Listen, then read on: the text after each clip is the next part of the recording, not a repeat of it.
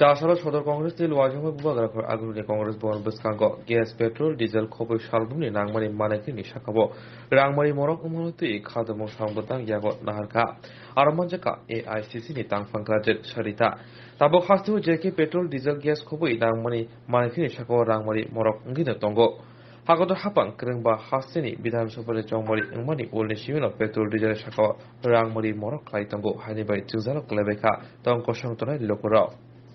ये जो आंदोलन छेड़ा गया है ये महंगाई मुक्त भारत के लिए है, क्योंकि आपने जैसे कि देखा है पिछले 12 दिन में कम से कम 7 रुपये 20 पैसे सिर्फ पेट्रोल और डीजल का दाम बढ़ा है।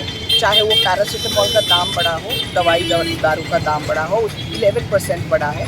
आप चाहे गैस का दाम दीजिए, कांग्रेस के टाइम में गैस का दाम सिर्फ 400 रुपये था, आज 1000 पार है। तो किस तरीके से इस देश की जनता को आप बताइए इस महंगाई से लड़ पाएगी। तो इसलिए कांग्रेस पार्टी ने ये मुहिम लिया है कि हम लोग किस तरीके से महंगाई के खिलाफ लड़ेंगे और एक महंगाई मुक्त भारत लाएंगे। आप अगर देखते जाओ 2018 में 18 के बिगिनिंग में पेट्रोल का दाम कुछ था, 2018 के अंत तक पेट्रोल का दाम फिर बढ़ गया, 2019 में पेट्रोल का दाम कमाया गया। फिर उसके बाद में जैसे ही इलेक्शन खत्म हुआ, आप अभी देखिए 5 राज्यों का इलेक्शन खत्म हो गया, फिर पेट्रोल का दाम बढ़ा दिया।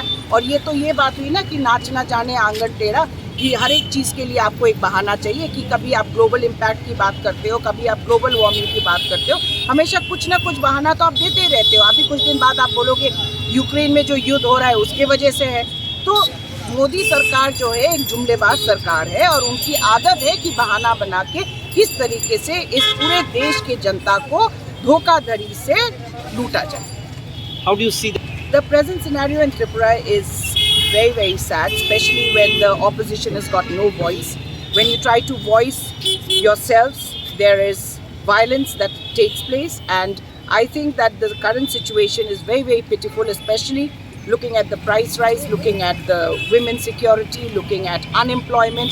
All the promises that have been made by the BJP government, they have failed, and Biplab Dey and company have created a fear psychosis amongst the people in this state and have been threatening people from time to time from avoid and making them stop from voicing their concerns.